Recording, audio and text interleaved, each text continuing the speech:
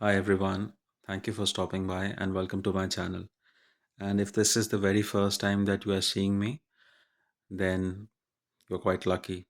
Sorry, just kidding. Um, in fact, I'm lucky that if you are seeing or watching my video because I've just recently started making videos on YouTube about say 3 months or 4 months ago, and I'm still learning. And my videos are without any editing, and most of them are like without any script, especially the recent ones. So I simply record them on my phone and upload them because at the moment I cannot, invest more time. Although very soon I would like to learn the crazy or the fancy editing, um, because the videos will get better, and it would be a good viewing experience for people like you also. But that's aside. What I was going to say is the topic of, I try and make videos on the topic of parenting, especially parenting a toddler child, because I also have, or I'm a parent of a toddler child myself. And whatever information I share through my videos is based on my experience, which I see, which I observe with my child, our dynamics, or when we go to say a nearby park or any other place. So whatever important observations I see, I try to share with people like you on YouTube. um, so that is one thing, and I also try to share some tips or advice, like very basic advices or even some motivation for people who are trying to achieve parenthood, especially people who are over the age of 35. um, because I know many couples try to become parents, but what I have understood, it's not when you decide to become a parent. It is actually when like, your child or like a soul wants to enter your life. So I know it sounds very philosophical, but it is very like 100% true. Some people deal with unexplained health issues related to fertility. Um, Obviously, for that, you should be seeing like a fertility expert, and must always take their opinion and not follow like any basic or general advices on the internet. But if you are here, like if those couples are on the internet or on YouTube or other social media platforms for like some general tips and advices, then most welcome. You never know when you can get like a life changing advice from someone, on on YouTube or any other platforms. So that being said, the topic for today's video is like the most common one of the most common problems which parents of all toddlers face is, no, I'm not talking about their sleep. Most of the toddlers, I think, would have like a settled sleep by now. Although in case of like my child, there is still some struggle, but there's definitely improvement. So, but what I'm suggesting or trying to share through this video is when your child starts hitting you. I know it's very common, and most of you would already know that what you should be doing, and what are the cues you must be looking at. But the most common ones are when your child is tired. That's like the most common and most universal reason a child would be hitting you, either a tired child or a hungry child.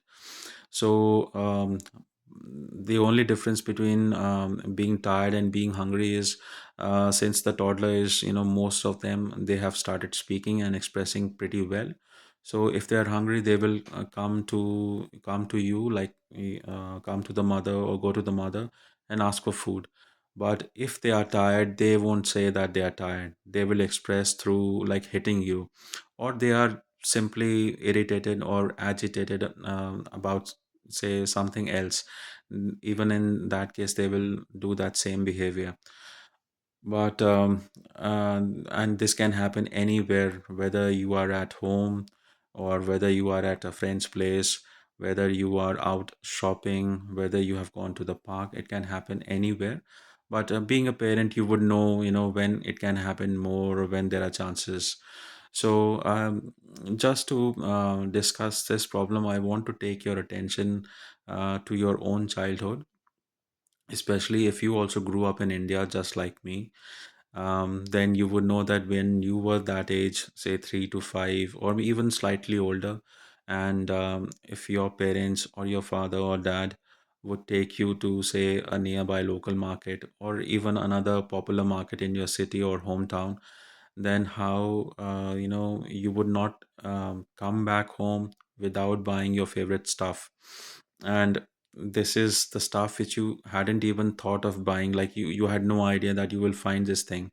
So just to paint a typical picture, like you and your father and maybe your sibling have gone to the nearby market, and say at that time most of the families had scooters, some had cars as well, but I'm talking about my family. So we had like a very basic scooter. So when we reach the market, so the typical scene in the market would be lots and lots of street vendors selling different food items, some other hawkers also, and some vendors selling like very attractive things, especially attractive things to child or children, like balloons, like toys, or there would be some sweet shops, or some like big toy shops also. So at least I remember that, and all those colorful balloons would attract my attention, and I would not let my parents or my father come back home without buying me that balloon. And on some other days, I would must have bought some other toys. I remember those days we would get some very cool looking either cars, or some toys, some toy guns, or some very fancy looking things. The more fancier the toy is, the more attractive it looks to it would look to me, and just like myself, many other children. So on most days it would be fine, and rather before me asking to buy that thing, my father or my parents would proactively buy me, say, something, because that's the whole purpose of going to the local market or going to that popular market, is like to have some good time, to buy some toys or things for the kids.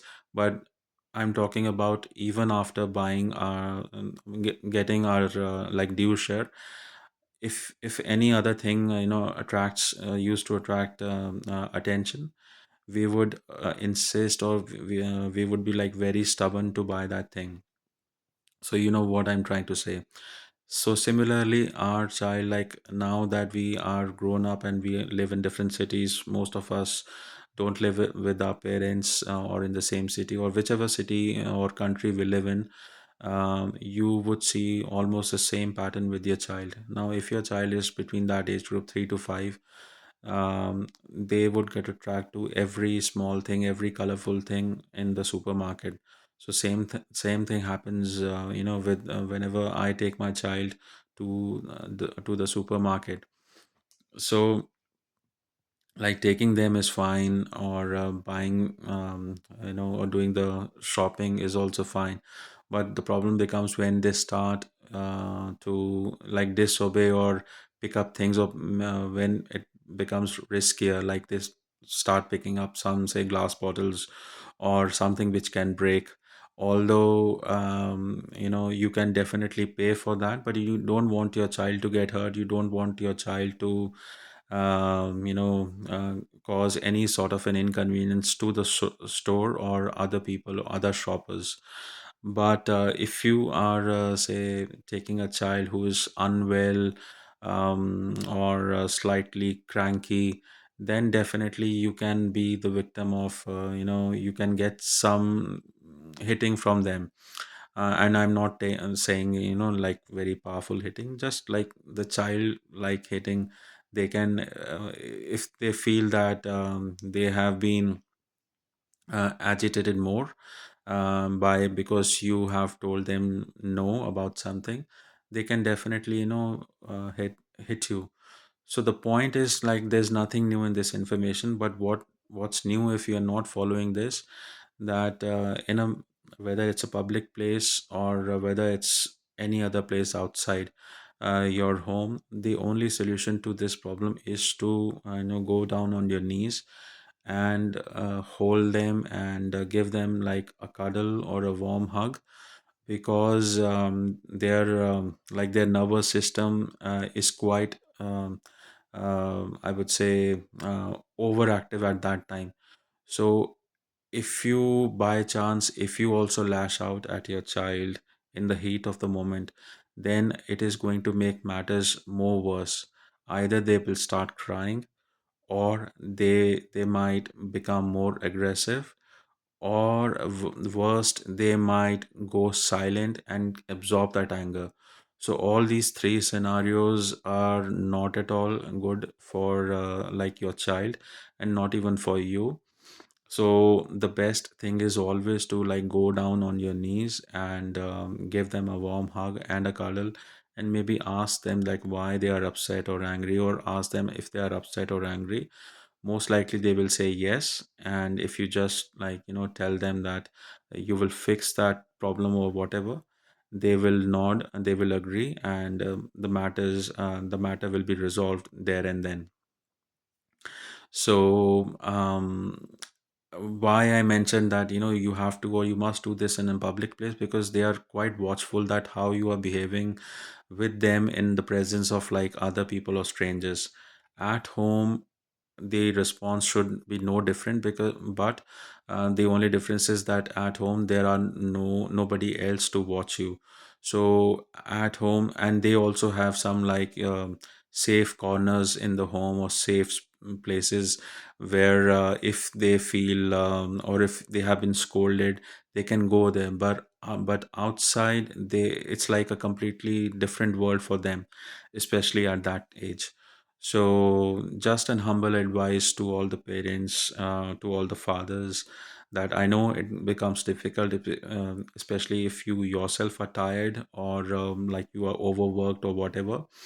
But I have seen this thing working every time, that an angry child is just like a hug, or a warm hug or a cuddle away, in the sense like you can make a angry child a calmer child with just one hug and one cuddle. So yeah, don't hesitate, please do that, and I think you will also grow as a dad or as a mom, if that's applicable to you. So with that message, I wish to end this video, and thank you so much if you have watched it till here. I'll see you in the next video. Bye bye.